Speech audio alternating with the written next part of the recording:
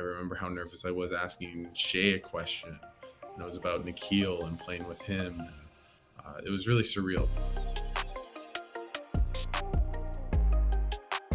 What's up, everybody? Welcome back to the BTR podcast. Today, we're joined by a very special guest. In fact, our first ever guest analyst is back on the podcast. So he's the host of the Behind the Play podcast you guys could check out on YouTube. He's also the host of the Weekend Ball podcast on the Raptors Republic channel. He's actually covers the Canada basketball, which will be joining them in the Olympics this summer. But ever since then, we first brought him on. He's added more to his resume. So now he's also a beat writer for the hockey news, covering the Ottawa Senators, his hometown team, and he covers the Canada men's national team. We're joined by, once again, our good friend, Alex Adams. Hey, Alex, how's it going? Great. Thanks so much for having me on. Crazy to think that I'm your first guest, and you guys have had a lot of really cool people on the podcast. So I'm really happy for you guys, and I can definitely tell how passionate you guys are about sports, and it's awesome to see you guys rising. So thanks again for having me on. Yeah, no, appreciate it. Yeah, first analyst, and we're back at it. This time, we're not going to be talking much sports. We're talking about you. So before anything else goes, how are the new gigs going? You got the Canada soccer team, and you got Ottawa Senators. Yeah, the Canada soccer is more kind of just on the side, and obviously they're in cycles.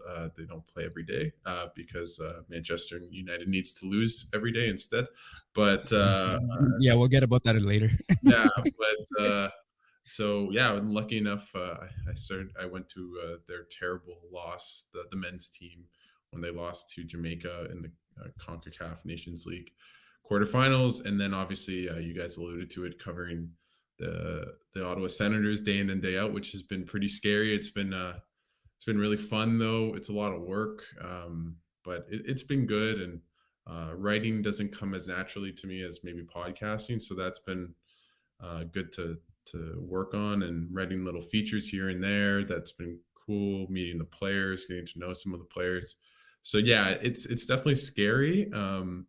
But that's kind of how it works at the beginning. But overall, it's been really cool to cover a team. Although, obviously, as you guys would know, and if people don't know, they're not playing very well, and it feels as though it's been like this for the past 2 years, where they've been underachieving. So overall, it's great. I wish the teams, especially the Senators, would start winning. It makes it a bit more fun to cover them, but all in all, it's been pretty incredible. And then shout out to Steve Warren for taking me on at the Hockey News. And yeah.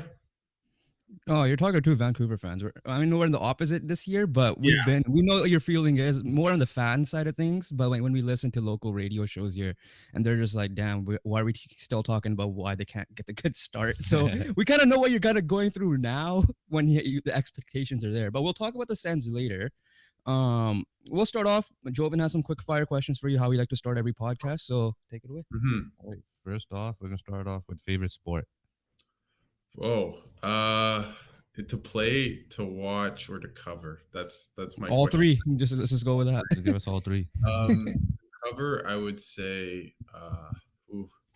it was pretty cool to cover the men's national team. I think the basketball team when I was in Jakarta, just because I am such a big basketball fan. Before I started covering, I probably watched a little bit more basketball than I did watch hockey, but just slightly. And to see guys like SGA, Jamal Murray, Dylan Brooks felt really surreal. While with the Senators, I've been going to 20 games a year for the past 4 or 5 years outside of the COVID years.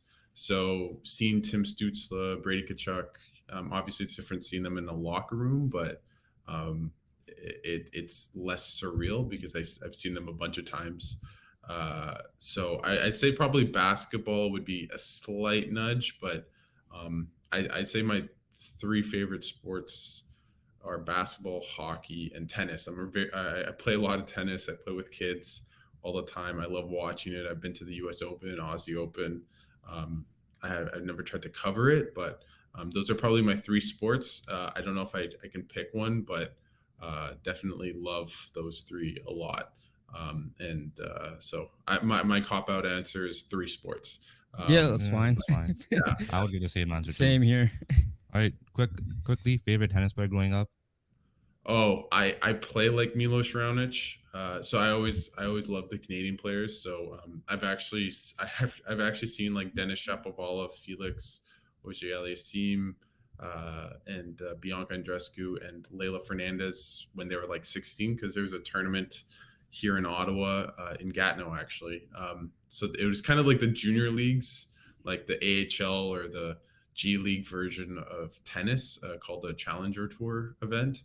And so I saw Bianca the year before she won the US Open. I saw Layla the year or 2 years before she made the US Open finals. I saw Dennis and Felix as like 16, 17-year olds. So, um, yeah. So, but my favorite player was Milos Raonic because I was unathletic and tall, and like playing tennis, and he was as well. So that's how we kind of that's how I bonded, and I still remember when he kind of broke through. That's when I really became infatuated with watching tennis.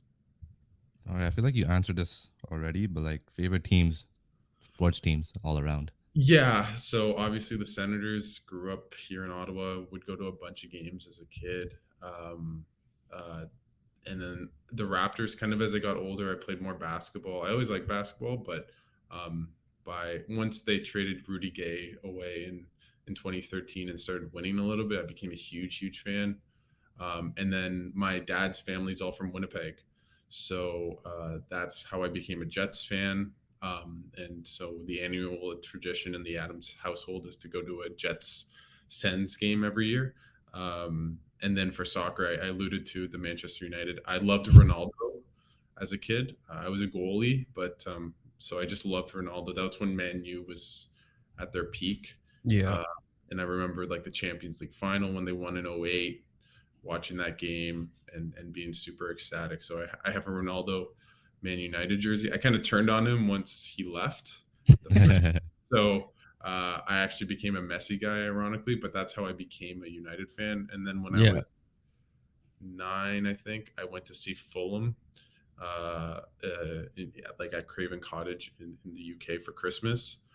So I became a Fulham fan by product of that. Not as religiously as United because, yeah, just different. But that's kind of my fandom of different sports. I like the Jays as well. Played baseball as a kid. I saw David Price when he came to the Jays that year. So I always loved the Jays. Followed that a lot too. So yeah, just a big sports guy, as you can kind of tell from all the different sports I've been kind of talking about. And unfortunately, unlike you guys liking the Colts, I like the Raiders, and that is other than 63 points on Thursday, not the most fun to watch that team always be 5-11 or something like that every year. I feel like we swapped like because the Colts were supposed to be bad and the Raiders Yeah, were supposed to be decent, and then we have a chance to make the playoffs. We have a big game today, so hopefully we win that one. But yeah, what's with the we'll Saturday game? share. Sorry? What's with the Saturday games? Do you know I think what? they've been doing this for the last couple of years. It's like Christmas time. Like in December, usually the last couple of weeks of the season, they kind of like Hmm. spread it out a bit like Yeah, that. I'm not used to football on a Saturday. I think That's really, I think it's because college football's done as well, so yeah, they added Saturday games, like I guess yeah. prime time, 3 games, right? They're all on separate times, so I guess kind of Mhm. more prime time ish, I guess you could say, but like at different times. Yeah, Yeah, basically. But yeah. yeah, we'll share our depression stories for Man United and how the Jays missed on Ohtani later. But we'll go with favorite food next. Favorite food? Yeah, food. Food. Oh, I am a weird. I am a foodie. Favorite food. Uh, I love Italian food. So pasta, if like a good chicken Alfredo, chicken parm. I will always love that. Yeah, I am a foodie, so I think that's my answer is I am a foodie. I always say if I ever get rich, what I'd spend a lot of my money on would be traveling and just going to nice restaurants, not because they're fancy, but mostly because the food's really good. So that's my answer is a lot of Italian food and fancy restaurants because I am a foodie. Do you eat Indian food, or have you had Indian food, or are you a fan of Indian food? I, Just because you're talking to two Indians here. no, no, no, no, no. It's a great question. I'm not a big spice. I don't like a lot of spice. That's probably very normal for Yeah. white people. But I I won't lie, and this is like a offensive to all Indians, but I loved butter chicken as a kid. We made it a lot in our household. So Well, it's not Indian food, but that's the British just colonizing food, as they always do. no, you're Uh, not the only one, honestly. Even Indians will say butter chicken, don't worry. Yeah. Even though we're so vegetarian, I love but butter chicken. So that's not really Indian food, but um, it's white people trying to make Indian food, but not doing it as well. So that's it. Yeah. All right. So, any hobbies outside of sports? Yeah. Like I mean, I play a lot of sports, but um, I would say I'm into politics. I don't mean running for politics, but so especially American politics. So I listen to a lot of podcasts on how everything there is falling apart.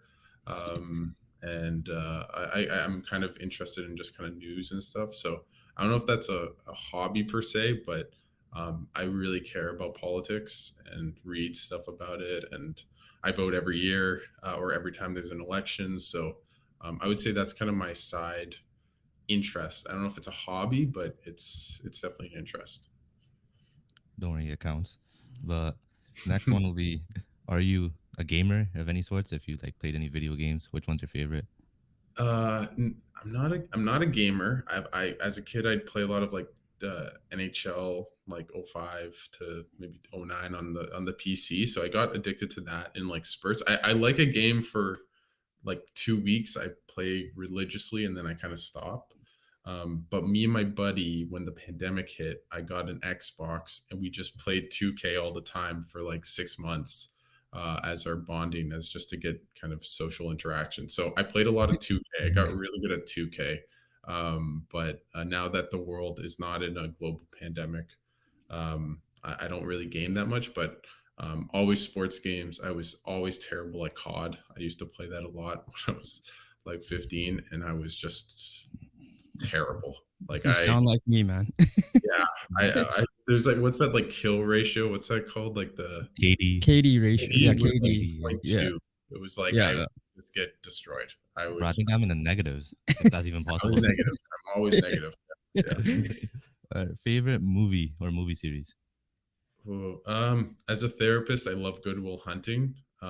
So that always kind of strikes a chord with me. I love Barbie and Oppenheimer for very different reasons, but those are like the two movies that I'm pretty infatuated with Oppenheimer. So I've rewatched it a couple times. So I would say kind of overall Good Will Hunting, but of late I really like Oppenheimer and Barbie too, but Oppenheimer as well. Next one is favorite TV show. TV show. Uh, ooh, I can go like I love The Wire. I don't know if you know what that is. Yeah. Old show, really really good, really interesting. The show I probably can just binge a lot would be Suits. Um, it's I know it's bad for me, but I still like it. That's kind of how I see Suits. But it's a really good show, and every time I go to Toronto, I notice the buildings that they shot it in. Favorite singer slash rapper. Rapper. I used to like a lot of rap when I was in high school, but kind of Drake. I like old Drake. I'm a big Taylor Swift fan, but before that was like a cool thing in like 2016. So I really like Taylor Swift and I really like Coldplay. So I'd say Taylor Swift and Coldplay are like my two.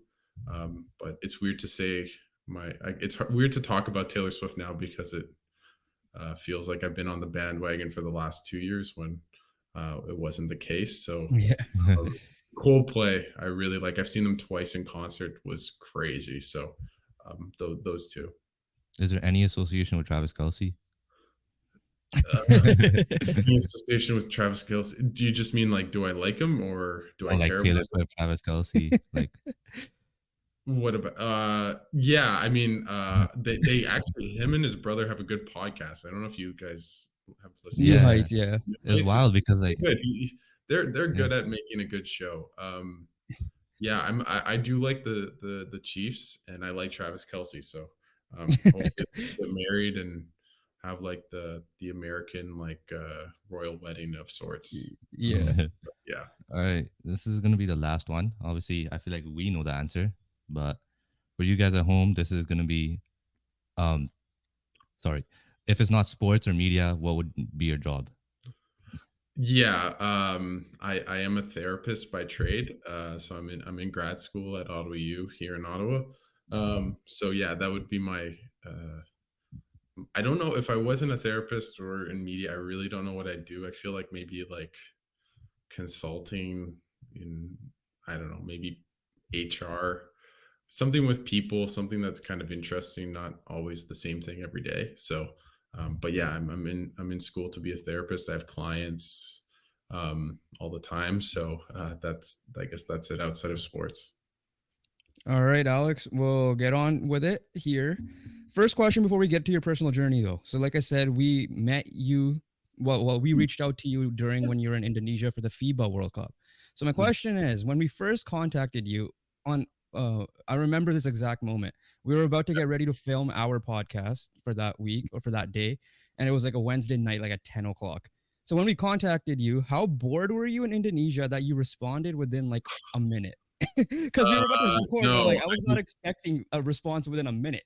no, I don't get emails on that. Like that's kind of my email for I have like 5 emails now. So but that's the one that goes straight to my phone. Like I'll see it because it's for my podcast. Because you emailed me on yeah. Yeah, whatever was on her Um, Twitter bio. I think yeah, that's yeah, how yeah. it was. So I don't get a lot of emails on that, so I just saw it. And the thing was I wasn't necessarily bored, but because as you guys kind of alluded to, because of the time difference, my mornings when you emailed me would have been in the morning in Jakarta, and because all of North America would have been asleep mostly, uh, there wasn't much like I wasn't interacting with people, right? So what would Yeah, happen was my mornings I'd just be by myself doing work. Nothing really would be happening, and then my evenings were crazy because everyone would wake up and I'd be working typically the game. So my evenings were crazy and then my mornings were very chill. So I just saw it and I've had a lot of people take a chance on me and be kind to me. So I'm not saying I'm that big a deal or anything, but just more in the fact that who would I be not to go on a podcast when people reach out when so many people have done the same to me. So yeah, I don't know if I was bored or anything. I think I just saw it and it was that kind of time of day. So I don't know if bored would be the right word, but okay. it wasn't as busy as I would be at the night during the night. It's good timing. That's what it was. Yeah, I would have Uh, responded. Right. yeah. All right, let's get with your personal journey here before we get into the media side of things. How did you get an interest in sports? How did it like? Who introduced you to sports? How did you get into like various different sports? Yeah, my parents weren't really very sporty. My dad liked the Habs as a kid, growing up in Winnipeg. My mom liked to play a couple sports, but not wouldn't be like a sporty person. Um, Yeah, I just always loved it. I grew up abroad as a very young kid, so played a bit of soccer, and then when I came back to Canada when I was 6, hockey was the thing. I couldn't skate, so it took a couple years. Then started playing hockey, playing soccer. I just always loved it. No one really pushed me to play sports. I just fell in love. I always loved the team sport dynamic of being with a bunch of people. It was my way to kind of socialize as well. But yeah, I don't know. There wasn't a moment where remember falling in love with hockey or soccer. I just kind of always did, or and always was. I always gravitated to sports. So yeah, not a specific moment, but yeah. And then all my friends were playing sports, so it kind of always made sense. So that's I guess the genesis of it was just I like sports. Met people that when I was very young that like sports, and then there it went. So when did you realize that like you can make this into a career? Not recently, or very recently. Not this was not a dream of mine. My dad was a journalist, not for sports, but a political journalist. So I knew the industry, and it's not it's not one that's thriving. If anything, it's getting smaller and smaller by the day. So um, yeah, I just basically, long story short, is the pandemic hit us like everyone else. I had nothing to do. I loved podcasts, and I thought in I think it was January 2021, February 2021. Screw it. Let me just make a podcast. I had this sports podcast with one of my good friends, um, and we just kind of shot the shit and talked about he liked soccer and hockey. Like that too. Soccer, I'm not as well versed in, and we just talked about it. I had another podcast that was just interviewing friends and family about kind of what they like in life, and just more like an interview style podcast. Long story short, somehow my dad used to work with. I don't know if you guys know who Gord Miller is. Heard of the Um, name, but he does prob- all the. He's the play-by-play analyst for TSN for all the hockey games, like the World okay, Junior. yeah, Yeah, probably, yeah. yeah, yeah. If you watch the World Juniors, it's his Yeah, voice. yeah, Yeah, okay, that's his yeah. voice. Yeah. Yeah. So my dad worked with him a long time ago. They connected via a weird barstool controversy that we don't need to get into, but um, not because of either of them. It just was a way in which they connected. And anyways, long story short, we met up for just a drink. I think it would have been November 2021. I asked, hey, I have this podcast. Would you like to come on it? He came on it. It wasn't behind the play at the time. And he said yes. 5 months later, he came on. I thought, this is it. I'm going to maybe be able to get more journalists on the podcast just for fun. I wasn't trying to go into sports journalism at all. Didn't really hit. And then Ian Mendez, who's been so good to me. I can't say enough good things about him here in Ottawa. Covers the Senators for the Athletic. Was at TSN Sportsnet before. He was at the Athletic. He actually taught my sister in journalism, and long story short, she found out that my dad and I followed him on Twitter and made the connection. She doesn't know anything about sports, and basically reached out to him, said, my brother has a podcast. Would you come on? He was nice enough to come on. And then it kind of started the ball rolling where I asked more and more people to come on. I had Vivek Jacob. My dad knew a couple people. So that definitely helped. Got David Amber. Who else? Murat Atesh. So I got a lot of hockey people, then got some more basketball people like Eric Smith, Blake Murphy, and the rest is kind of history. I just kept getting more and more and more. And then this summer, I think I talked about it maybe last time we spoke, but how the Jakarta thing came about. But essentially, I was on Canada Basketball Twitter. There's a guy named Witter who actually was with me in Jakarta, and he just said, basically just in a comment, oh, it's fun to it's not that expensive to go to Jakarta. Long story short, he said you should apply to be media. I said okay. I did, got it within a week, and then decided, screw it, might as well go. And it was a time of my life and a crazy experience. And then came back and thought, hey, why not keep the ball rolling? And reached out to the Hockey News, and they were really gracious enough to take me on and kind of push me to the accreditation process, which took a while, but in the end got there. And yeah, that's kind of, I've missed out a bunch of different things, but that's kind of a long story short. Yeah. So, like, honestly, like what you said, just like me and him have been talking about doing this for a while too. Hmm. He was more serious than I was. There's like, cultural norms and the reason why I didn't as well. Then until like earlier in the year, when I talked to you, I think we talked to you off camera last time. I was just like, you know what, let's just do it at this point. And then like, it's like to your point, like you don't know where it's gonna take you. At least give it a try. If it doesn't work, you have a therapist as a backup option, or Yeah. even if you want to decide for us is like whatever what we did in school in terms of accounting, etc. Right? Mhm. Obviously, the goal is to make this big. And yeah, no, like you said, we didn't expect to get like a guy like Greg Wyshynski on as soon as we did, considering we're just like at the time at 100 subscribers, right? So it's like you might as well Mhm. go do it and just see where it takes you. And if it's your passion, which in this case for all three of us it is, Yeah. and Yeah. yeah, like it'll be a surprise to where it could take you. So that's pretty much like we had a similar start that way too. It's like all right, screw it, let's just go and see what happens. Just Yeah, and sometimes like yeah. do it. Just follow the Nike slogan. Yeah, it's so interesting. Like I've had a couple people reach out to me and I said, just send that email, just send that DM. Like it for the most part, people in the media are pretty gracious with their time. They get it.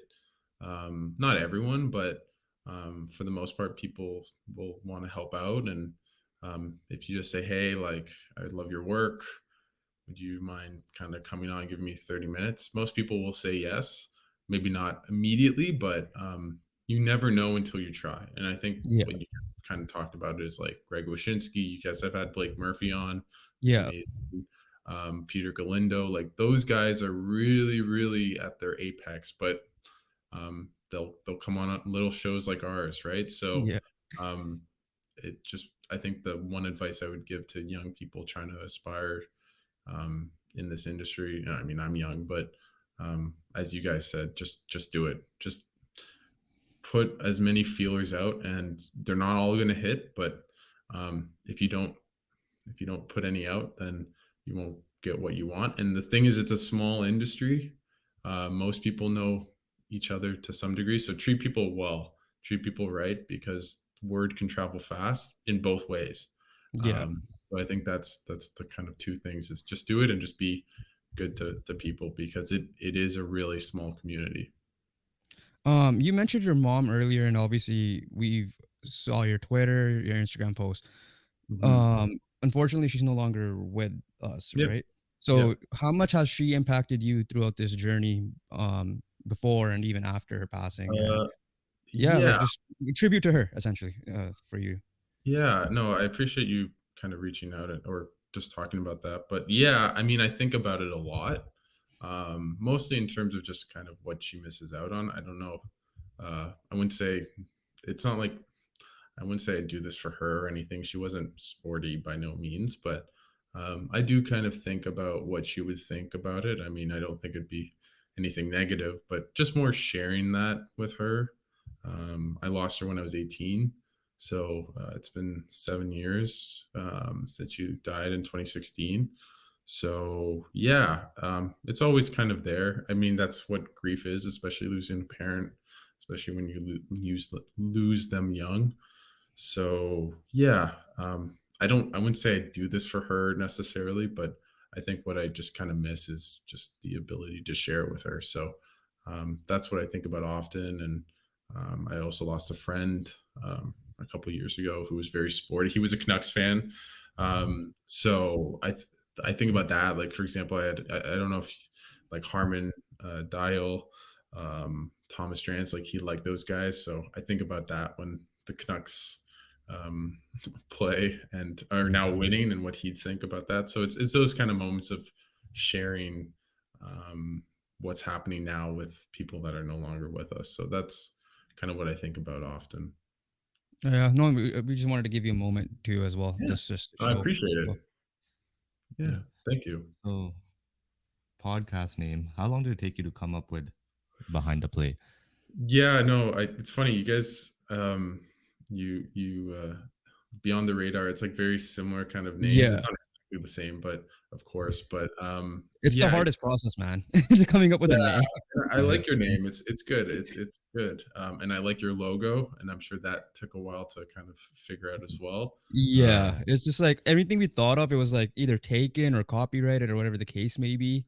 Yeah, And we tried to play on like words, and we like the word radar, so we kind of went with like under the radar, below the radar, something like that. Then no one took beyond, so I'm like, okay, let's just go with that. We need to start anyways. But yeah, anyways, with you behind the play. yeah. I remember vividly. I had Ian Mendez on like 2 summers ago, and I went to New York for the U.S. Open, and I was gonna have Vivek Jacob on, and we had this long drive, and we just threw a bunch of names out there, And I don't remember how we got to behind the play. I wanted something that I could talk about sports, but it wasn't just it wasn't like Alex Adams sports show or something like Yeah. that. It was gave me the brevity to kind of do just sports or the process of journalism, and bigger things in society that intersect with sports. So that's what it was. I looked up a bunch of behind the plays. There are some behind the play podcasts, but none of them that seem too significant. So um, yeah, it took me a long time. I kept thinking about it. Uh, I figured out a logo, which was tough as well for me to do, Yeah. which I like. So yeah, it was a lot of thinking. It was super stressful. Before my podcast name was Passion Project, which I liked, but in retrospect, there's like 55 Passion Project Yeah. uh, podcasts. So I thought I was ingenious with my name, and I wasn't. So I did a bit more.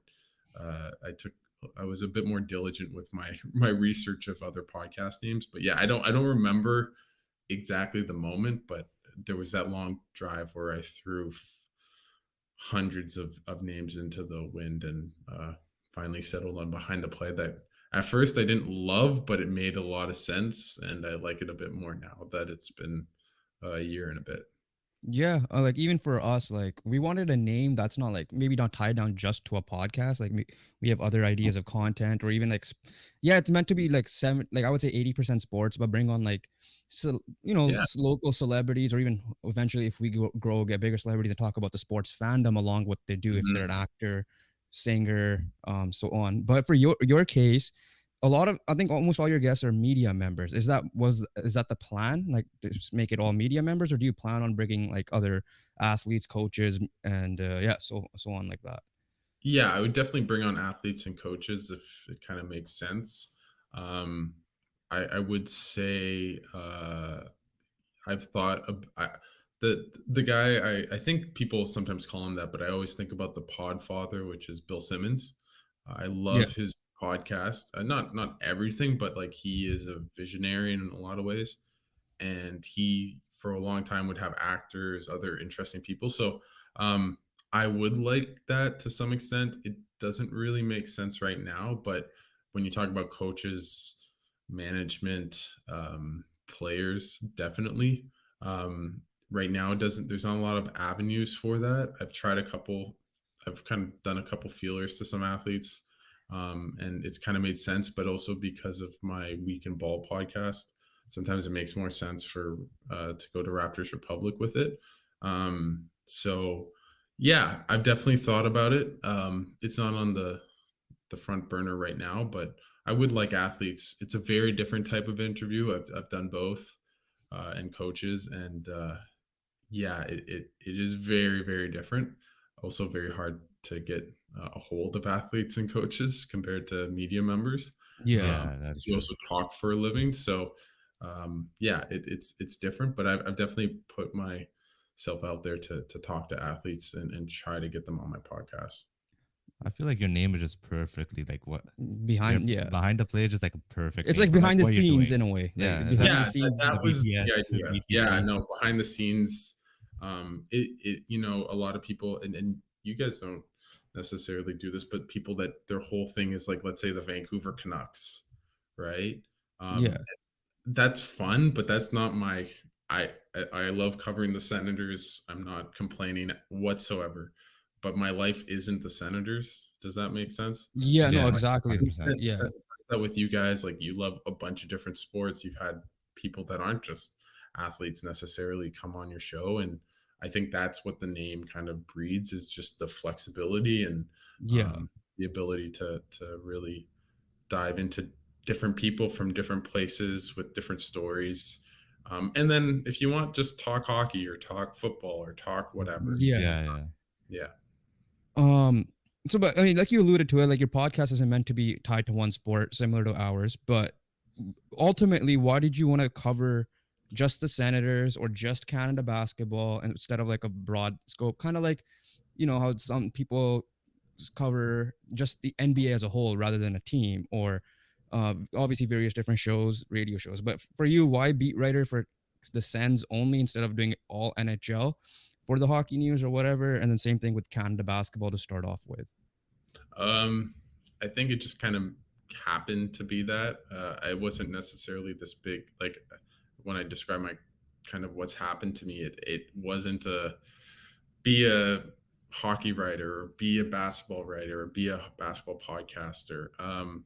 So what I really wanted was the access to players to ask questions, to kind of be in it. I really love that, of being in the room, being with the players, connecting with players and people. I really like that aspect. So I think that's what I'm drawn to right now. I don't think it will always be the case necessarily, but I like kind of writing. Like I wrote a couple features on Drake Batherson, on Matthew Joseph, on the Senators. Like I really enjoy that. I really enjoy getting to know the players. Sometimes it's fun to write pieces about why the Senators suck in the second period as well, which is baffling. But overall, I just want to be kind of closer to it, be in that environment.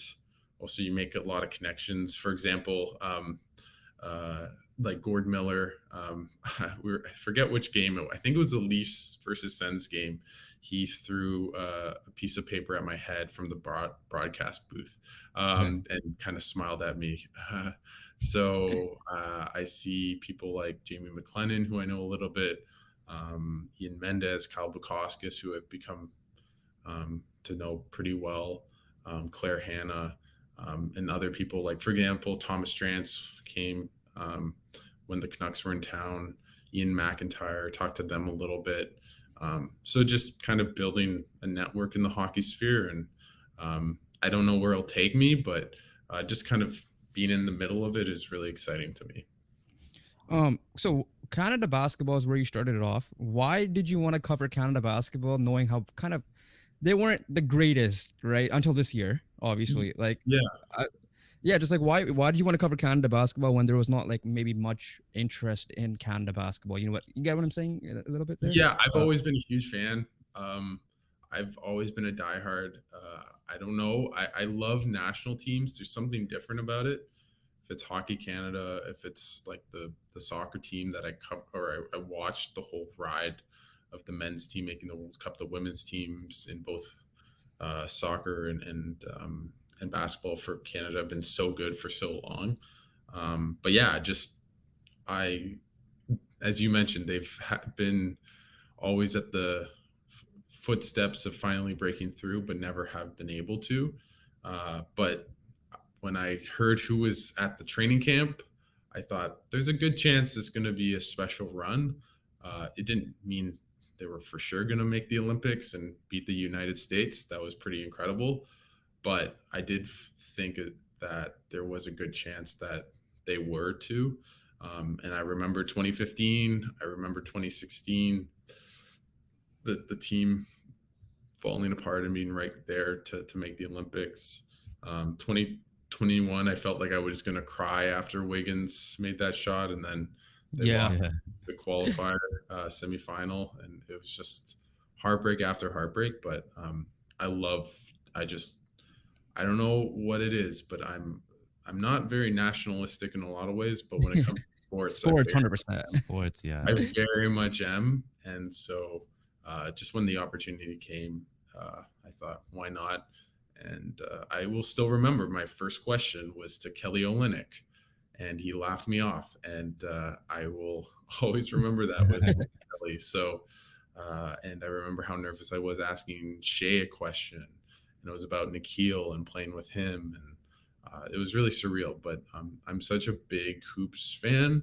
So to see all the NBA guys go made it really compelling for me. If it wasn't as many NBA guys, I think I would have felt less interested, truthfully. Yeah, because like I tuned into those games, then I just like obviously at the time we didn't have a platform to talk about anything. But even if we did, I don't know how much we would have mentioned it because it's like it was still gonna be a back burner story. But to your point about like the struggles, I'm a Jays fan since 2004 when the Expos existed. So when they finally when they broke through with that David Price year in 2015, and everybody just assumed I was a bandwagon because like I kid you not, like he started following obviously because of me, and I would bring names like Lyle Yep, Overbay and Josh Towers and all these, and he's yep, like, I who? remember I Because know those. Lyle Overbay. okay, well, like Josh Towers and like Mhm. John McDonald and all these guys, right? So it's like I could prove my fandom here. Like that's the one thing I'm all stand on my head. Like I've been a Jays fan since like the Expos. I think the last year of the Expos existed. So that feeling of when my friends would be like, "Oh, Man United suck right now. Why are you still a fan?" And I'm like, "Dude, once they become good, and hopefully, and the Canucks, Hopefully. Canucks in this year, for example, it's like that feeling, that joy of sports fandom is like you feel that joy, like you mentioned with Canada basketball breakthrough. Same thing with here, where the Jays finally broke through. It's like that best feeling in the world as a fan. Like you stuck by them um, through and through, essentially. Yeah, no, I mean, unfortunately for Canadian sports fans, there's not been a lot of success. But yeah, I was a Jays fan as well. I remember that 2015 run. I remember when they got priced, I told my dad and I, we need to get tickets. And we went to two games against I think it was the Orioles at the time, saw David Price pitch. It was really cool. For me, what you kind of alluded to, what I think about is the 2019 Raptors championship because I just had loved them for so long. And to see them win, I wasn't emotional, but I was so ecstatic. It was one of the best days of my life. And I remember where I was and how I felt. And that championship parade, I wasn't there, but I remember watching it and just devouring. It was just like an amazing couple weeks or Yeah. I guess couple months in their whole. I Yeah. remember where it was with the Kawhi shot. I jumped and hit my head on my ceiling in disbelief. So um, that's the thing is when you stick with that team that you've loved for so long and they finally win, it's one of the best feelings you'll ever have. I was his soccer coach and I let him miss practice for that one time, that game 6. I was Just like, I'm not going. I'm like, You would have okay, to do it for you. even when I went to coach, the rest of the guys weren't really into practice. It was like last 5 minutes, we just shut practice and just watched it on the phone the Yeah. last like 2 minutes. Cause I was still checking my phone to see when Clay Thompson got hurt. Hmm. Obviously that kind of was the Turner, sorry, the page turner for the team that year or for that game. And then obviously it ended with a win, right? So I'm like the one time I'm like fine I won't because he was coming off surgery as well, so it wasn't like he was 100% able to go either. But I was like, okay, you're gonna go. He's like, nah. I'm like, you I'm know not what? going, bro. I'm like, okay, I understand as a sports fan, fine, stay home, I'll go, even though I missed kind of some of it too. I was like, I remember I was a deranged psychopath when I was watching that playoff run. Like everything I'm cheering, every single ref call, I'm freaking throwing pillows everywhere. I'm like, what the hell, ref? And then I Yeah. remember that Kawhi shot vividly because I think you're like, We were all oh, there. it's a miss. I was like, then I was like, shit. Then I looked, the ball bounced. I was like, wait, and then went in and just started running around the house. My grandma's like, what the hell is wrong with you? Yeah, yeah, no, it's and I remember always seeing the Philly fans react to it and just the oh, like it was just like pure despair and Yeah, Yeah. obviously all the videos of Raptors fans celebrating Raptors Square and everything. But yeah, it's those where were you when moments, right? Especially with yeah, as you talk about, like you can remember the Kawhi shot, the seeing what Bautista home run. yep, I Yeah, the remember that. Batista I home run as remember well. I was actually at a Raptors game. It was in Ottawa they played. For some reason it happened and the whole stadium roared. Everyone was watching it on the TVs. Yeah, definitely remember those moments. Yeah. All right. Yeah. So overall thoughts on just the sports media scene in Canada? Like what are your takeaways from like being in it now? Yeah, it's not doing great. I mean, it's really cool to be in. I'm not saying that it's not awesome. But uh yeah, it's I think it's really changing. I wonder if what will happen to just basically coverage on the ground for a lot of sports. I think as you guys are in podcasting, I'm in podcasting, that's kind of the next way forward in terms of content creation for sports in this country. You can see a place like Steve Dangle really taking off. There's so many Raptors podcasts. So I think it's more going into that realm rather than necessarily writing, which is somewhat a shame.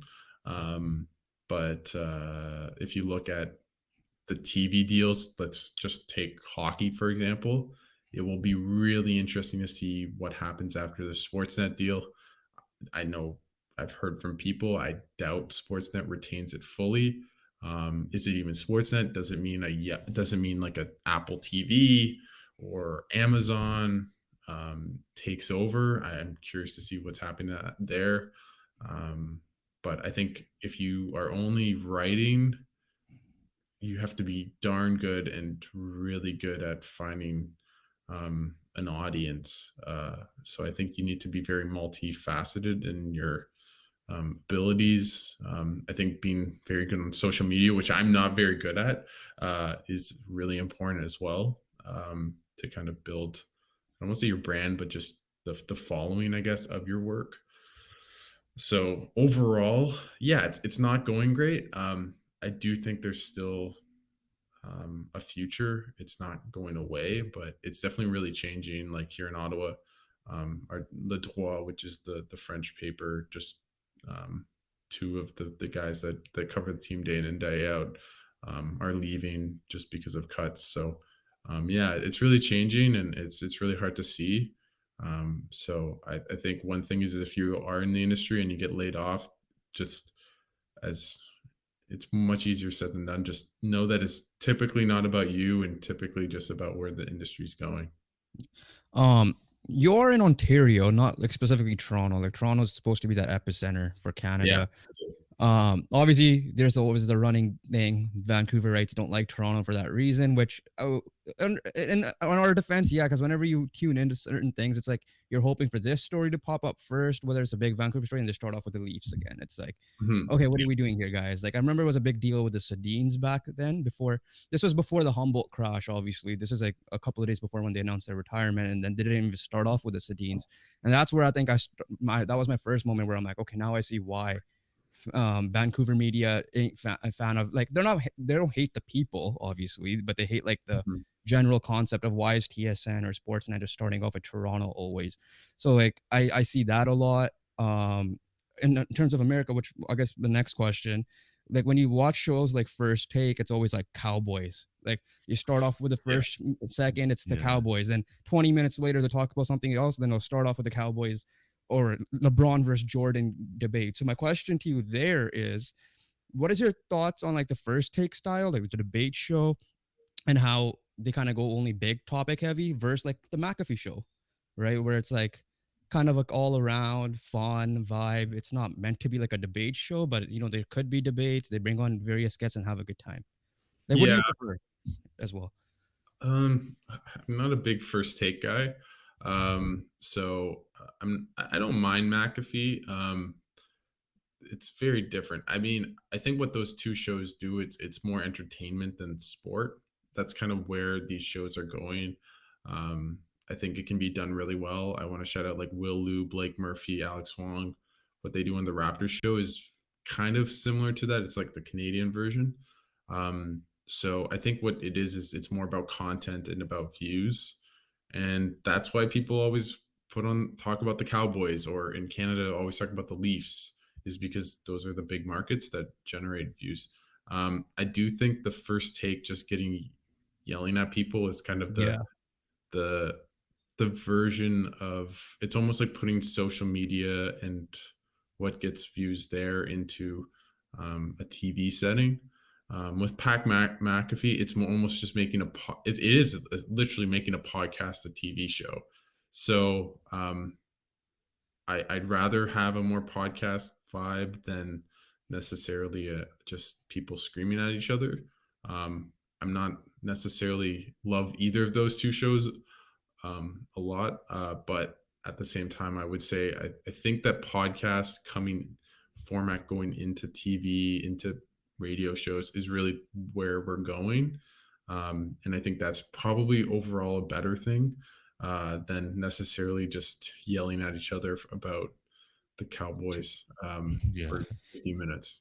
Yeah, no, I got in. Not gonna lie, I did get into First Take because I'm like, oh, I like the debate aspect, and then when the more you watch it, like consistently, it's the same topics every week, and then you're yelling at each other, like you don't know how much of it it's scripted. Like, don't get me wrong, Stephen Smith's probably the GOAT, like in entertainment and sports, Yeah. right? Like, not taking away anything he has done, but I'm just saying, like, in terms of like, oh, yelling at like what like when Max Kellerman says Iguodala for the last shot, for Yes. example, it's like, I'm like, how much do you Love really Max. believe that? I, Like, how much I do you really? Sorry. Yeah. No, I actually like Max because for the most Yeah, part, other than Iguodala, he was performative, but it was always he never took himself too seriously, which yeah, I always Yeah. like. yeah. Like Because I don't know how much of that was like ESPN behind the scenes saying pick the opposite every time or what the yeah, case may Because like be. they're always debating. I'm like, there's gotta be one thing that you agree on, type of thing, right? That's not a serious topic, for Yeah. example. yeah, yeah. But No, like, and it's interesting that you make the differentiation between McAfee and Stephen A. Smith because it is different. Like because McAfee is essentially, as I said, putting the podcast to TV, and people love podcasts. People Yeah, actually do like those long, interesting conversations with people. Um, but they also love people yelling at each other. So I think both things are really where it's going. Um, and I think it just depends on the cup of tea that you like, I guess. I Uh, feel like the McAfee show is more long lasting as a fandom because like, I feel like First Take is more tiring as to watch. Like honestly, we love the McAfee show. That's what we're kind of trying to emulate, like a fun vibe. But they're going like Greg Wyshynski said that they're the perfect people to grow the sport, right? They don't really yeah, talk too much negativity. Even locally here, Halford and Brough, which is you've been part of, I think once, yeah, like similar vibe to us. Like good. it's always like a joking vibe, but like they are informative. They are growing the sport. Like that's where I love Pat McAfee. Plus he's hilarious, Yeah, and that helps with it as well. I feel like that's definitely more like that more genuine viewership. It won't feel like you're dying. Like it's not dying down anytime soon, in my yeah. opinion. I think you're right about that. I think what McAfee's done. Look at Steve Dangle here for hockey. Look at even like as I mentioned, like the Raptors show, like and those are the new waves that might go to general um, TV platforms here in Canada and the US, like McAfee in a way, like Will Liu. But also, those are the ones that are going to grow. I don't think, I think the debate style shows are really just for TV. Um, and those are still going to be around. I don't think they're dying, but they're really more exclusively for TV rather than you hop on a podcast and get people to just yell at each other. I don't think that's what's going to happen. Yeah, So I think, as you guys mentioned, as both said, I think the podcast form is going to be well. You can just see like the thing now is that there's just so many, so yeah. it's you differentiate yourself from the others. Even like athletes and former coaches or athletes are involved too, right? So plus there are people more genuinely like that's why the New Heights show it's great. Pat McAfee's a former athlete. The Yeah. podcast P show with Paul George, that's why they've been like kind of taking off as well. But before we go on with some of the further stories, we'll do a quick little activity here because you did cover Canada basketball. So I'm not sure how much you've watched our other podcast episodes. We usually like to do build your perfect player. So Yep. we're gonna have two. We'll start off with one. Joven will take it yeah, away. It's this gonna be one. basketball. You're in the newer side because a lot of ours were soccer, but yours gonna be basketball and hockey. We'll start off with basketball, and we'll Um, start off with no repeat answers. If you want to change your answer, then you could just swap with someone else. We'll Okay. give you the traits in a yeah. second. So all the Okay. traits we'll go one by one after, but I'll just list them out right now so you could kind of get an idea in your head. So Yep. first one, body slash height. Second one's athleticism. Third one's shooting. Uh, finishing, mid range. So it's 3 point shooting, finishing, then mid range. Hmm. Then it's playmaking, perimeter defense, interior defense, dribbling, and IQ. So I'll start listing one by one. Yeah. And Yeah. Do that. yeah. They'll be easier. Yeah. So your first one is body slash height. These are Uh, players that you've watched growing up, so you can't pick Bill Russell out of nowhere. I was Yeah. gonna say Yeah. Victor, just because Okay. if he stays together, that's incredible. So I will say Victor Wembanyama for that. All right. Next one's athleticism. LeBron. Yeah. 3 point shooting. I mean that's Steph. Yeah. Finishing. So like layups, basically, dunks. Ooh. Slim Zion. Slim side. Mid Yeah. range. Mid range. Kawhi. Yeah. Playmaking. Yeah. When you said playmaking, I thought this is gonna be tough. I can't do old players, right? Like I can't do like What Matt. players you've watched Players growing you up? watch. So like they don't like you couldn't watch someone that was like retired. Or Uh, I mean, I've watched Magic clips, but if we go more, mm, it's really tough. There's a lot of amazing playmakers in the NBA right now. I Well, will. help you also have IQ later, so you could split two if you have Yeah, two. I'll go. I'll go Luca. I'll go Okay. Luca. Okay, Luke. I forgot to mention this one, but I'll just throw it in right now. Handles. Handles. Oh, Kyrie. Yeah. That's easy. Oh, I that was know dribbling. Kyrie. Never mind. Okay, never mind. Okay, so that was dribbling Kyrie. I messed up there. That's okay. Perimeter defense. Kawhi. Prime Or you Kawhi. said Oh, you said Kawhi, so Oh, I can't say it again. No, that's yeah. you okay. could change the mid range to us like Demar or Kobe or No, someone. no, But no, no. Perimeter defense. Give me 1 second. Herb Jones. okay. That's Yeah, that specialist there. Interior defense. oh, part of me wants to say Rudy. A part of me wants to say Giannis. I'll go Rudy Gobert. I'll go Rudy Gobert. All right, then last one's IQ. LeBron. Oh, I can't say LeBron. IQ. That's just a really smart player. Um, I could throw some names out if you want to consider. But no. Yeah, sure. You can throw some names out. I think I yeah, know my answer, but Chris go. Paul, Rondo. Those are the two on the top of my head. I'll go Chris Paul. I'll go Chris Paul. Okay.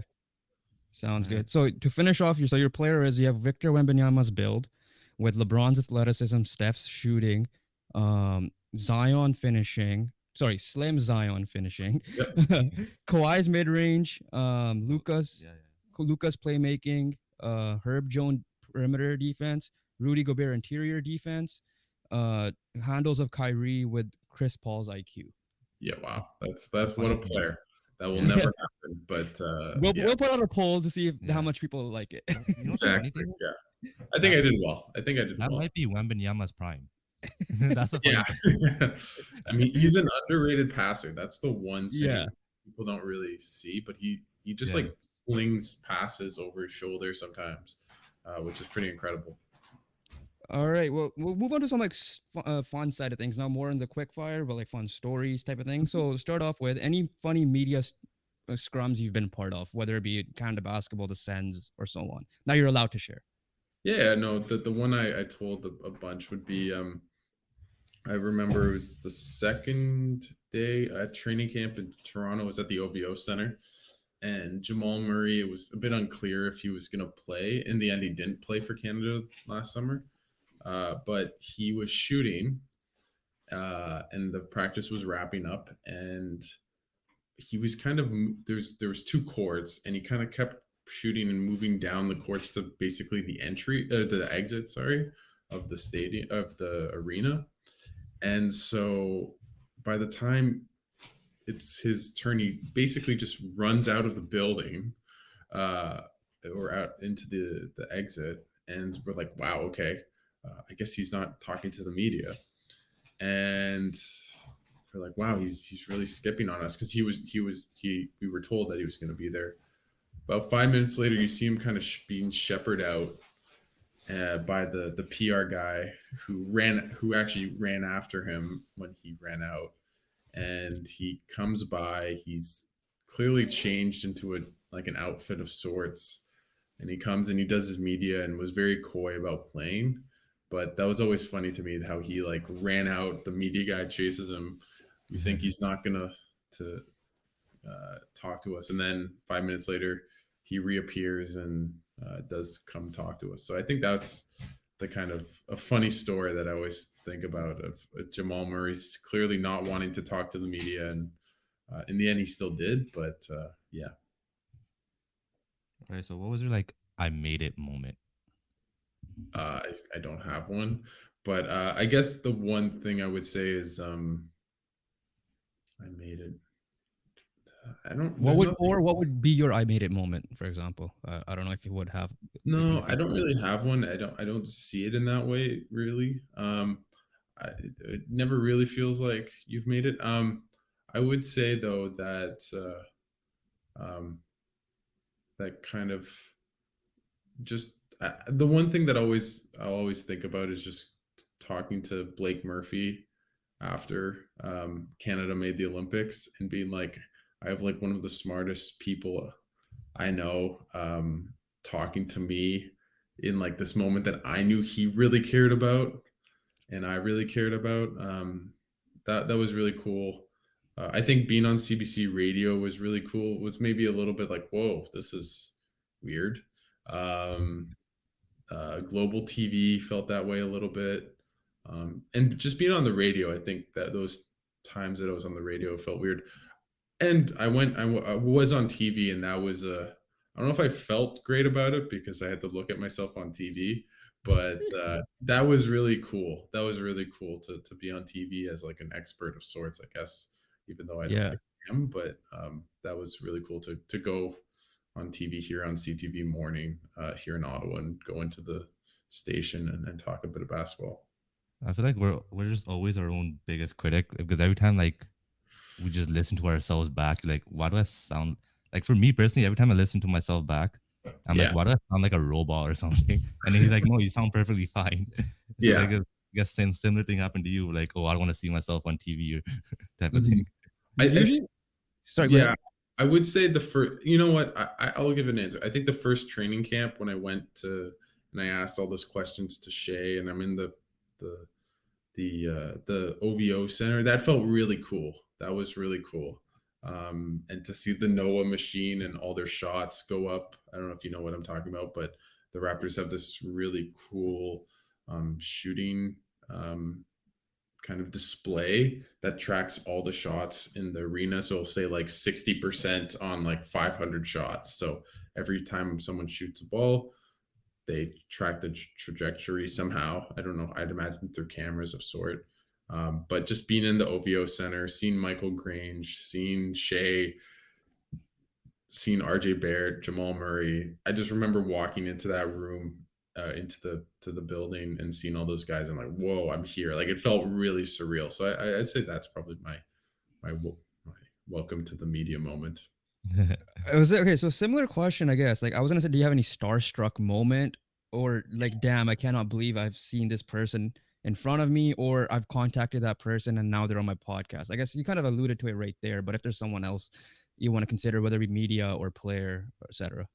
Yeah, you know what? The more you're in the industry, the less crazy it feels. I would say just the NBA players I felt really starstruck with. So like asking Shea a question, asking RJ Barrett a question, asking I remember I asked Jamal Murray a question about the Pan Am games where he played, and he was like, "Yeah, you remember that?" And I'm like, "Yeah, I do." So that was really cool. Like the fan in me. So I'd say meeting media members. I remember um, obviously Gord, but David Windhorst, David Amber was really cool to meet. Um, Ron Brian McLean. Windhorst. Brian Windhorst was really cool. I listened to the Hoop Collective, and I always think um, just how interesting it is that I kind of know him a little bit. I mean, we haven't talked since the podcast, but obviously he's a busy guy. But yeah, that was really cool. I think just kind of knowing some of the people. I know Kyle Bukauskas very well now. Same with uh, Ian Mendes. So I think just those kind of knowing people in the industry, sometimes you're like, whoa. But at the end of the day, we're all people. Um, Yeah, Yeah. so it's not that crazy. Jake Sanderson liked my Movember mustache, so that was funny. He's like, I like the stash. So um, that wasn't too surreal, but I was like, oh, that's funny. Like think back to a year ago when like hearing myself when yeah. done, I think that's what's really stands out to me. It's like, oh my god, I know all these people um, in such a quick span of time. Yeah, no, because like recently, because like all obviously all the people we had in person were kind of people we knew. Hmm. Um, and obviously the people that everyone else has been on screen. So like obviously it would be different if I were to meet you in person, whether if you already ever be in Vancouver, we're ever in Ottawa. Peter Galindo, we were actually supposed to set something up with Peter Galindo, but schedules didn't align in person. But and like you said, Greg Wyshynski, but like recently we met with like a just a local creator from here, not necessarily sports, but just like a local creator. So it's like he said it to me after. He's like, it's kind of weird that like I've seen you on TikToks or I've seen you on other people's YouTube videos or etc. And they're just sitting right in front of us, and it's like, yeah, you know what, you're crazy because like obviously we're not saying he's like this mainstream celebrity, but like to us, it's like, oh, we saw you on a computer screen on this person's YouTube channel. Now we're having a conversation about like, how to progress things and stuff like that. So that was definitely like, I wouldn't say starstruck, but just like in that moment, that kind of the nerves are there. Like you're meeting with someone that's Mhm. already kind of in the industry. You know what I mean? Like that Yeah. sort of sense. Yeah, I think the one thing after you meet, like, I feel like I've met most of the people that I've wanted to meet, at least in the media side of the industry. So once you do that, you realize everyone's just a person, and that kind of Yeah. takes the weight off it, right? Like I talked to Tara Sloan yesterday, and like I loved her work when she was on Hometown Hockey, and it wasn't that nerve wracking. Yeah. Because, and I never met her. I just had like a couple email exchanges, nothing crazy, but um, just if I had to do the podcast a year ago, I'd be shitting my pants and Yeah. Yeah. with nerves, but I wasn't because um, I, you just kind of meet people and you realize that Yeah. they're all people. If you It's see Brad Pitt on the street, he's a guy, you know. it's like an awkward phase just because like I went to this boxing event locally and that same person we met was there. So I'm like, do I go up to them? They're just here to watch a boxing event. Like, I don't want to bother them. That goes through my head, so I overthink that. For example, like to your point perfectly, like when you were our first guest that we did not know personally on, so Hmm. it's like before the podcast, we were just like before that episode we were shot with you about Canada basketball. It was like I'm nervous, but then once we started talking, it was like, oh, it's just like a normal dude. So to your point, yeah, like eventually, the more you do it, I guess it's gonna be there. Yeah, But How tall are NBA players in real life? Like I really they're very. is it I'm like I'm a I tall guy, so it's, and I have a bunch of tall friends, so it wasn't as weird to me as maybe others. But yeah, they're tall. I remember seeing Kelly Olynyk. I'm like, oh yeah, he's like 7 foot, yeah. um, like a legit 7 foot.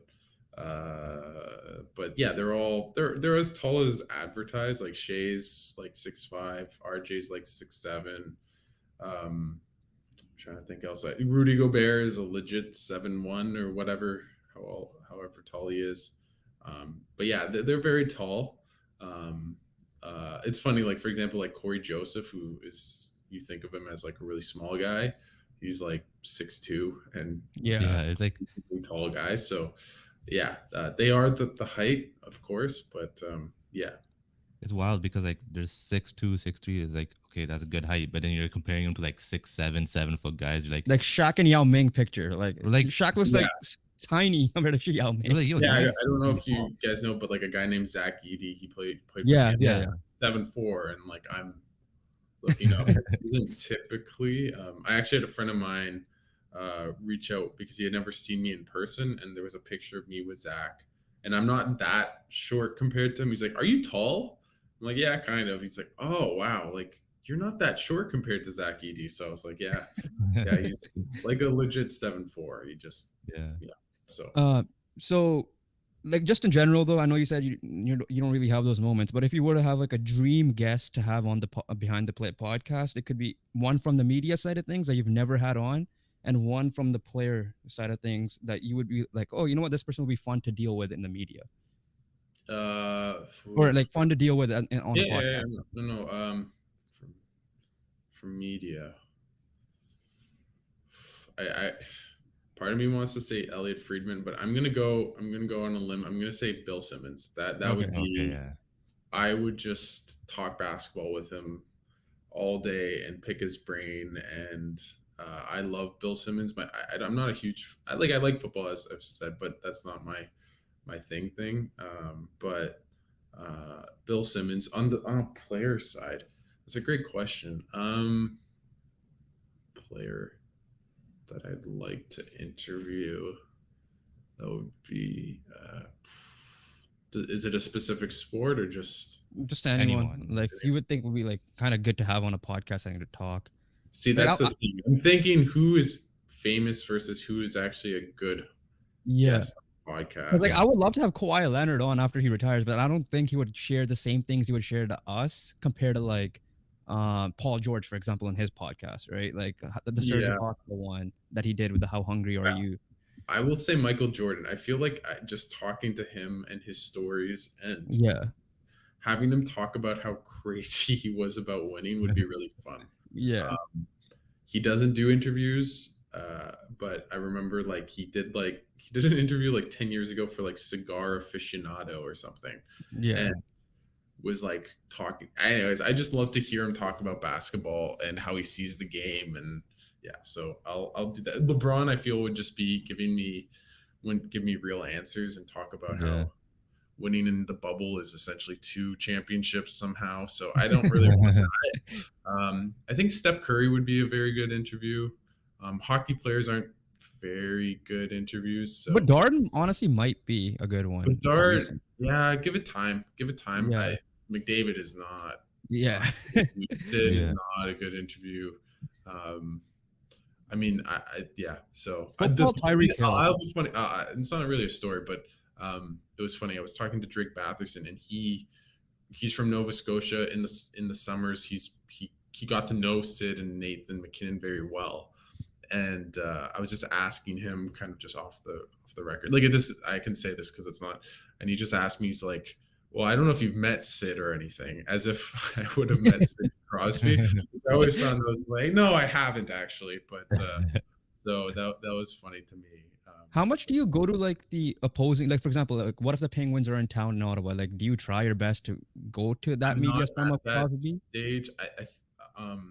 You can, but I don't really have the connections yet, and I am covering the Sens. So, like for example, Ian Mendez, who covers the team for the Athletic, but has a much more broader kind of role. He Yeah, writes generally about the NHL. So he wrote about John Cooper, the Tampa Bay Lightning head coach, and he had like a sit down with him, and I saw them like go up to each other and everything. So I think in time that's something I'd love to do, but it takes a long time.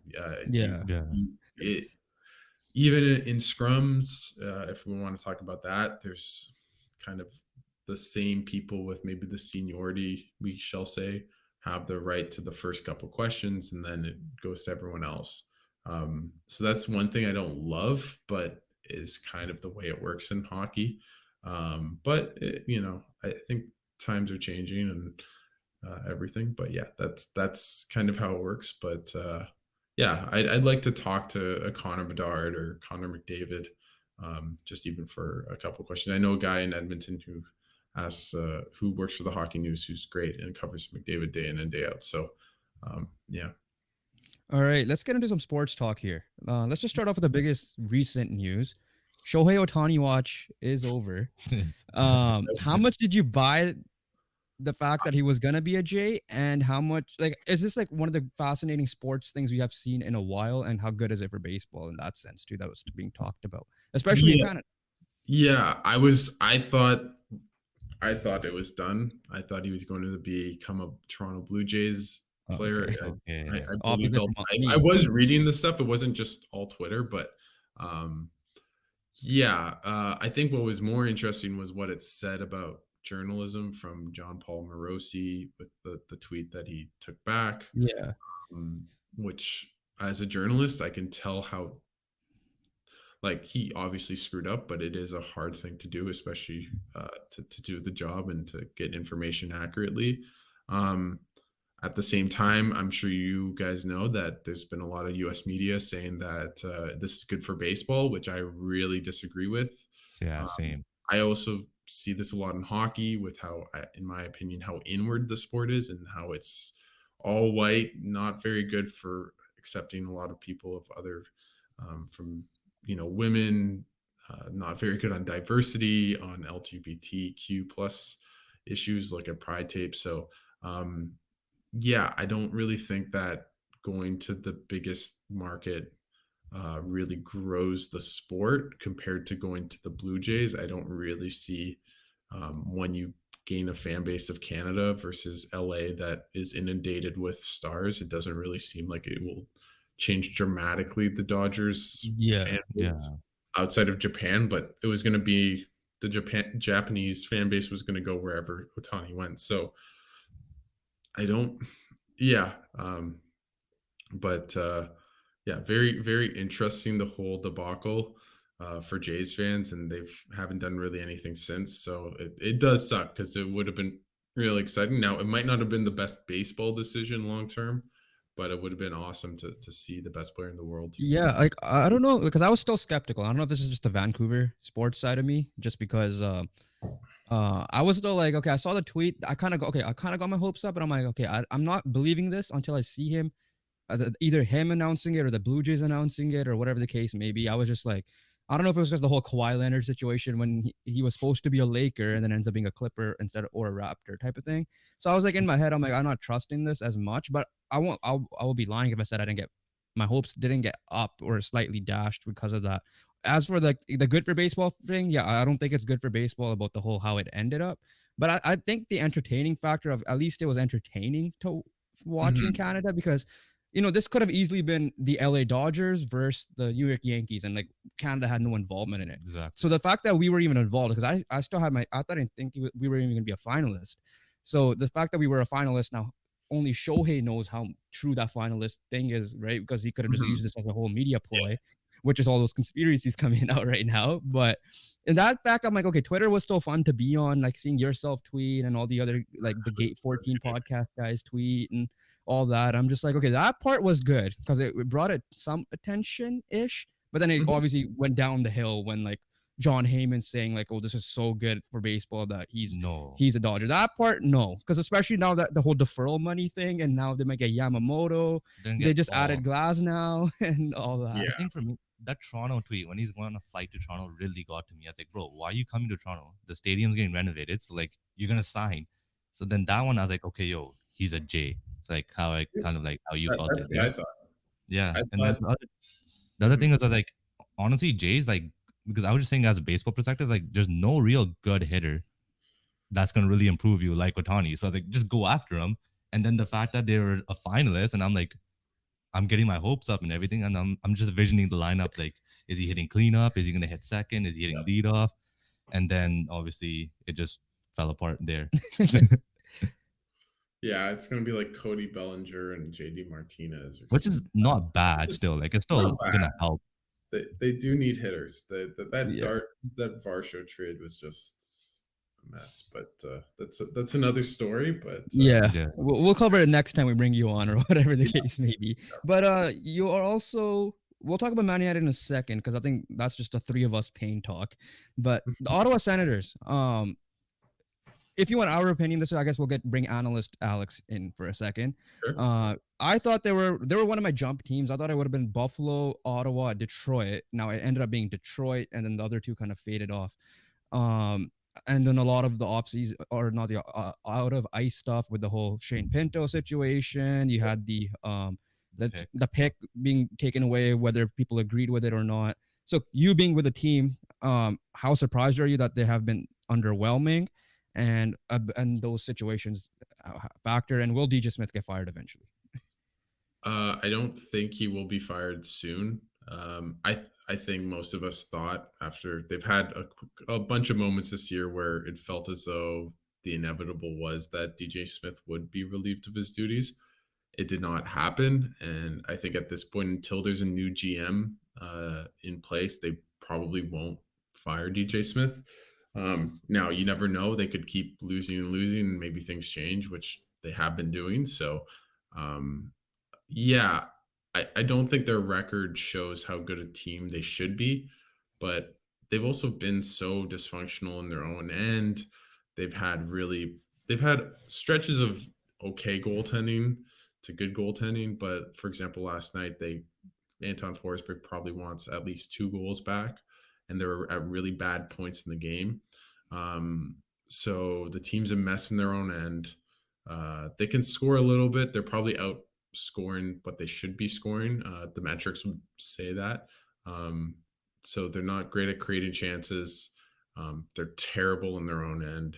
Um, they don't have a lot of really good defensive forwards on their team, truthfully. Um, and they've had injuries, but you know what? Like most of their best players have been playing.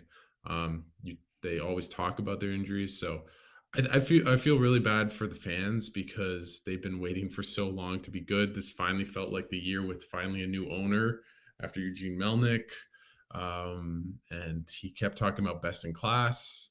I don't know if I'd say that's the case so far this season. And they have had some curveballs. Obviously, Pinto and Dorian are huge things to happen, but that isn't that. I mean, Pinto is relevant to the team on the ice, but at the same time, they were in such a cap situation that, in a weird way, him um, being suspended for so long for gambling related, I guess, acts leaves them the ability to actually sign him to a contract that they could fit underneath the cap, even though it's only for presumably 41 games. So overall, yeah, this team is not heading in the right direction. They're probably another 3-game losing streak away from being really out of any playoff contention again in December. So it feels like, as you guys mentioned, the Canucks and Senators have had a lot of parallels, but you guys have finally been able to break through. And obviously, Quinn Hughes has been amazing. Elias Pettersson, JT Miller, like those guys might be a step ahead of all the Sens defensemen or players, especially Quinn Hughes. I don't think the Sens have anyone close to Quinn Hughes. And you have a franchise goalie, Thatcher Demko, which this team does not have. They don't have Corpusalo has been okay. Forsberg has been really bad in spurts. When he plays well, he's great. When he plays bad, he's the worst goalie in the league. So it's just been a tire fire. And yeah, it's tough being a hockey fan here in Ottawa. For a second, I was like, did you understand the question? Because like when you're saying all that stuff about the Sens, it's like, this is not the Canucks from last year. Yeah, I was yeah, just like, yeah. I was just like in shock of like how similar they actually are. And also, if you need defensive forward, we'll trade you Teddy Bluger for like Tim Stützle. I won't mind that. You know, it's funny. When I was in Latvia or when I was in Jakarta, I was with all the Latvians, and they were just always talking about Teddy Bluger because he's the Latvian hero and won a cup, I think, last year with Vegas. So Yeah. um, yeah, I don't think that's going to happen. Maybe, yeah. You guys gave us Travis Hamonic, and yeah. Anyways, he's a We'll good keep, guy, yeah. but I don't know. Okay, we'll keep the pain less here because I know you got to deal with them soon enough, anyways. But let's talk about pain. The three of us, Manchester United. Your reaction overall? We're fans as well, huge fans. We at the time of this recording, they're in Anfield tomorrow against Liverpool. We're not preparing for that well. Yeah, your overall reactions, and are you Ten Hag out? It's also a 7-0 reloading, probably. Yeah, I don't know. They were so like surprising last year. Obviously, the first 2 games did not go well, but then it felt like they were out. I always think about it, and when you can make the apply it to the Senators. But are you outperforming your talent? Are you performing at the talent that you have, or are you underperforming? Right. And with United last year, it felt like they outperformed probably their talent by making it into the Champions League. This year, I would say they're probably slightly underperformed, but I don't know. They've had a lot of injuries. I don't understand why they play Maguire. He's been so bad. Well, okay, Okay. this year I kind of have to disagree with that for Really, once. I don't know. I mean, I'm out on him. I thought McTominay, I'll agree with you, but like He scores. I don't know. but that's it. Like if he doesn't That's it, score, yeah. the positioning. the issue is he's a center midfielder trying to play striker, but he's not Yes. getting goals, so he's a striker, and the whole midfield is open. The Maguire one, I'll tell you, I was like probably the biggest guy on his ass, and I've turned like the way he's been performing this year. I've kind of turned back on it. I'm like give flowers where I need to give. And honestly, when like Maguire got injured against Bayern, I was like, damn, that's a big loss, and I never thought I would say that. Yeah, maybe it's more that he's partnered with someone that isn't fast. So I always Yeah, they just get beat in behind. So it's not necessarily he's not reading the play or making mistakes per se. It's more just him and Lindelof are just too slow. yeah. Obviously, Martinez was really good when he played. I thought, like obviously hiccups, but yeah, yeah. I'm just surprised at how poorly they're defending, and maybe that's because McTominay just tries to score goals rather than stop goals. But yeah, and Rashford's lost it this year. Yeah. Obviously, Sancho's out of the picture. So I've really liked Hoyland. I don't know what you guys think, but I've really liked his play. Garnachos have been really good, all things considered. But like those shouldn't be who you're relying on. So especially at their ages. So it's been tough. Anthony is just whatever. Random. Yeah. Yeah, he has amazing skills, but not great product. It's I don't know if I'm Ten Hag out because I did really like his job last year, and a lot of bad things have kind of happened to the team. But if they finish like 11th, it will be a really interesting decision to see what happens. Yeah. I'm not Ten Hag out for this reason. I'm not saying he's not.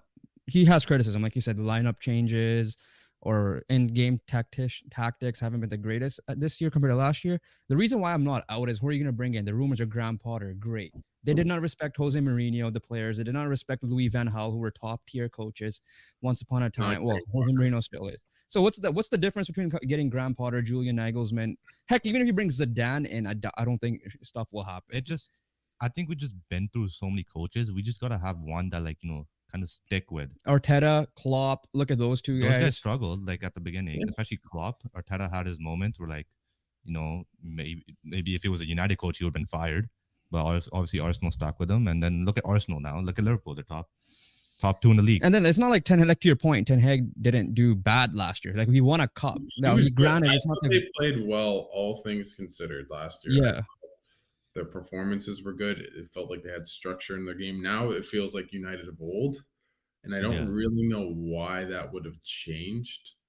But it's frustrating. It's just I finally thought they'd be like, I don't know, I never thought they were gonna win the Premier League, but just in a place where they had take another step forward, definitely taken a step back. And it also sucks when your star players are not being your star players. For example, Rashford, the biggest fall off. Bruno's been okay, but he hasn't been as consistent as last year. So that's when you have to start a 19-year-old Garnacho all the time. Hoyland, who's only 20, doesn't get the service. Doesn't get the service at all because Anthony can't cross. I swear to God, I could cross better than Anthony. No, he cannot cross. I mean, Garnacho has been really good. Obviously, the bicycle kick aside, he's actually producing. I feel like every time United score, it tends to be him. Rashford's was amazing last year and it's been invisible this year. So I don't know what to do. It just it's a mess. It would have been interesting if the Qataris, I think it was Qatar, club. It probably would have been better for the club. I would have felt a lot of moral. It would have been interesting for me personally. Yeah, it probably would have been better for the club just to buy everyone and buy out your problems essentially. And that's not happening. We can't do it in Manchester City. So the thing is, we don't even know what our ownership situation is. It's been more than a year. I know. I mean, now it's Ratcliffe, and he's not even in yet. So, I mean, the good news with this year, to end it off here, well, the officiating aside, that's a whole different fiasco in the Premier League in general. But the good news is other teams are kind of struggling that we're kind of 6 points out of fourth. And then now, as much as I wanted to go through the Champions League and even play Europa League, kind of a blessing in disguise that we have less games now and you only have the FA Cup at the most to worry about outside of the Premier League. So hopefully that helps with the injuries and more tactics and have time for that tactics type of thing. It should help with injuries, The one thing is always Europa League. You win it, you make it to the Champions League. Yeah, that's the only thing. The one thing. Not because I love watching Europa League. It's more just, we're not even in that now either. So I know that's the bad thing. But how much do you want to talk about your Raiders? Well, we could pass by if you want. No, you can pass. It's every season feels the same. They get to 2-2 and then they flop. So okay. Well, sure. We'll pass by the Raiders. So we'll talk about the last thing before we do a last activity and close it out here. Olympics hockey. I'm not sure how much if you've watched our thing with Greg Wyshynski. I did a little bit. Yeah. Your take on Canada versus USA hockey wise. We'll talk Canada basketball when we bring you closer to the line because that's your field of expertise anyways. Mm-hmm. But as a fan of Canada hockey, how confident are you because of the goaltending situation? And if you were a betting man, would you pick Canada to win or USA to win, bias aside? What would I bet? Ooh, when is this like today? If these teams played each other today or at the next Olympics? Let's Just go. Yeah, let's just go with today for now, and then okay. hopefully a goalie develops by I then. checked Carter Hart's numbers and he's really good this year, but frick, I've- it's really slim pickings in net. I think if the goaltending situation, like at the end of the day, you only need one good goalie. yeah, Carter Hart did play well at the World Juniors. I don't want to think about that team too often, but yeah, I think on paper the States is probably better. Um, you look at their decor, it's pretty phenomenal. Not that Canada has a bad decor, but that decor is crazy. The forward groups are probably pretty even. I think you obviously have the best forward in the league in Connor McDavid. Connor Bedard will probably be close to that in the next 2-3 years. So, like, let's say, what are we? We're 2020, almost 2024. Like in 2026, you'll have a prime David and a prime-ish Connor Bedard. There's too many Connors lead the NHL. I would say overall, I would probably bet the States, but like just imagine Nathan McKinnon and Connor McDavid skating down at you. yeah. Like those guys are so fast, so dynamic. In my opinion, those might be the two best players in the world.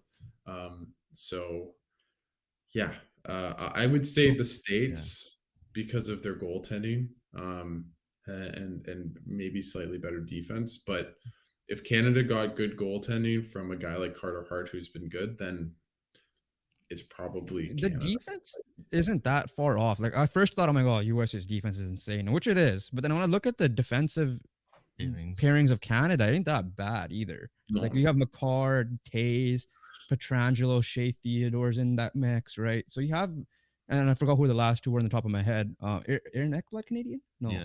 yeah, Yes. Yeah, so he's Aaron Ekblad.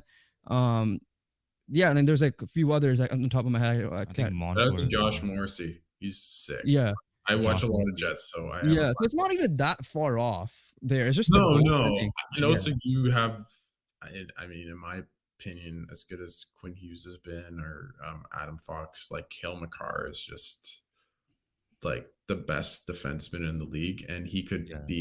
he could be like Nicholas Lindstrom and just win every year if he was healthy, the Norris Trophy. So He was this what year though.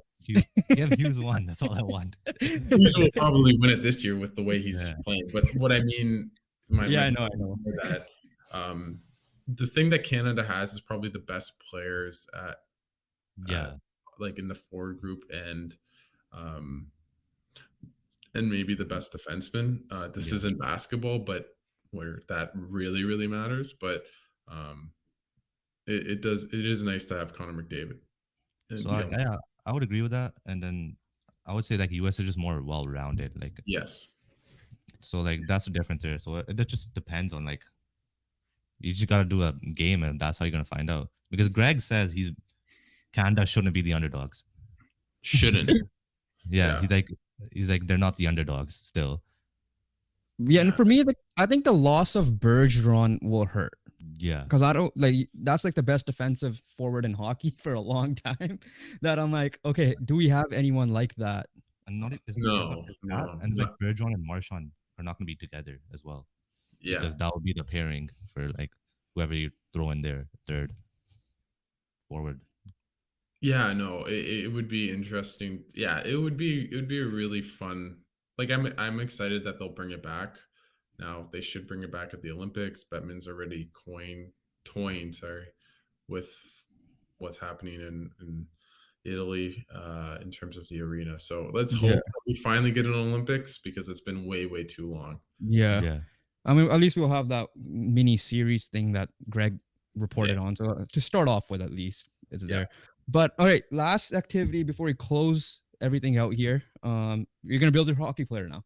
So you'll be the first guy on our podcast to ever do this. So we Okay. don't know what the bearings are gonna be. So you'll be the guy that's kind of setting the boundary here. You're starting the hockey Okay. one. Yeah. All right, so well, I'll just go one by one and No, start listing everything off. Mhm. But so start off body/height. Body/height. Oh, ooh, that's interesting. Body/height. In a way, I want to say Zdeno Chara, but that's yeah, same. Yeah, I think that's the answer. Honestly. yeah, yeah. I'm gonna go with that. The more I think about it, the more it makes sense. So Yeah. yeah. Zdeno Chara, Skating. McDavid. Yeah. Stick handling. Oh, can I go back? Because I can't say McDavid again, right? No. No, Stick handling, stick handling. but you could switch it, like if you want to get a new skater. And Who's a really good stick? Like Patty Kane. Yeah, I was yeah, thinking that too. shot. I think that's easy. Apart from this year, yeah. Shot. I'm just there's. I think you have to go Ovechkin, Yeah. Yeah. Playmaking. Crosby, Yeah. Just defense, overall defense. Nicholas Lidstrom. Yeah. Fighting. Fighting. Ryan Reeves just for the lulz. Hitting, Body checking, body hitting. checking. Chris Neal. He was a Yeah, I Thunder remember. and never got suspended, which is kind of crazy. Yeah. Yeah. But a bit older, but yeah. IQ. Anze Kopitar. Okay. And then we're Oh, gonna. I should say. Or, I'll say Bergeron. I'll say Okay. Bergeron. okay, Bergeron. Here's the last one. This We're is a gonna. funny one, yeah. Oh, This is a funny one to add, just to make him Otani like goalie. okay. Pick a goalie just to So, round off the It's gonna perfect. be a one. one-man team, basically. Best goalie in the league. I would have said Vasilevsky normally, but he's been. I'll go prime Patrick Roy. That's where I'm going. Okay. All right. So to round it off, so you had Zdeno Chara's build with McDavid skating, Patty Kane stick handling, Ovechkin shot with Crosby's playmaking, the defensive overall defense of Nicholas Lidstrom, Ryan Reeves fighting with Chris Neal's body checks, IQ of Bergeron. Bergeron, and then to round it off, he's like Ohtani here. You got Patrick Yeah. Ross goalie. Who's now 6'9", so he covers the whole net. So yeah, Yeah. that's And what then I you got wanted. essentially you could have picked McDavid for almost all of this. Like I knew Yes. you were like yeah. Yes, you definitely. All right, Alex. Last thing before we officially close it out here. You kind of mentioned it earlier on, but like advice for guys like us or any other aspiring podcasters, creators, members of that want to be writers or in the media. Yeah, I think I kind of talked about, but I'll go back. I think again, always reach out to people, to journalists, especially. A lot of them will be a helping hand if you want them on a show or if you just want to take some advice, and be very mindful that you're taking their time. Especially if you're not paying them, which is normally how it works. So don't be very like pushy. Just be like, I really understand. I really appreciate it. I know how busy you are. Send a bunch of emails. But then if you're talking about just kind of um, whatever you do, writing, podcasting, whatever the case may be, put yourself 100% into it, as much as you can. Make sure you like it. Make sure you're doing it for the reasons you want to, not necessarily why other people want you to do it or what you think people will like. Do it because you like it. Because you know what, you'll probably do better work if you're enjoying what you're doing. And just know that it's very fickle, and I wouldn't say like expect to get a job or anything like that. Kind of make your opportunities. Take anything that you can get that makes sense, and just do it, as you guys said. Just put yourself out there as much as you can, and you're going to get rejected or you're going to hear nothing. But if you don't do it, you'll never know. So Yeah. that's kind of my advice to people trying to get into this industry. And last thing, just plug your stuff. Where could people find you? People reach out to you. Anything you want to promote that's coming up on Behind the Play, etc. So please follow, like, subscribe, rate, review Behind the Play podcast. I have Tara Sloan coming on. I have Sarah Lesky coming on the podcast as well later next week. So you can check that out. So please follow and subscribe and everything. I hope to have some other really cool people on, but with the Christmas break kind of coming ahead to us, it's obviously not the perfect time for podcasting. Then for obviously the hockey news, covering the Sens day in and day out. So see my stuff. I'm going to try to do a bit more features with players coming up, and still doing a bit of analysis. And if you ever have any Sens questions, always DM me, or any kind of questions. Always feel free to reach out. Yeah, for Weekend Ball and for Raptors Republic, nothing really on the front burner right now, but we'll see in the future. I think I have some cool things planned. But yeah, just follow me on Twitter, Alex Adams BTP, acronym for Behind the Play. And yeah, thanks so much, guys, for having me on. Yeah, no, appreciate it. Everything will be linked down below: his Twitter, his Instagram, the YouTube channel, and everything. The hockey news link. So yeah, no, make sure you guys check out Alex's work. Alex, once again, we appreciate you taking the time for coming on. Yeah, This was a thank lot you, of fun Alex. for us. Yeah. And for everybody else watching, make sure you guys like, comment, and subscribe, and we'll catch you guys on the next one. Peace. Peace.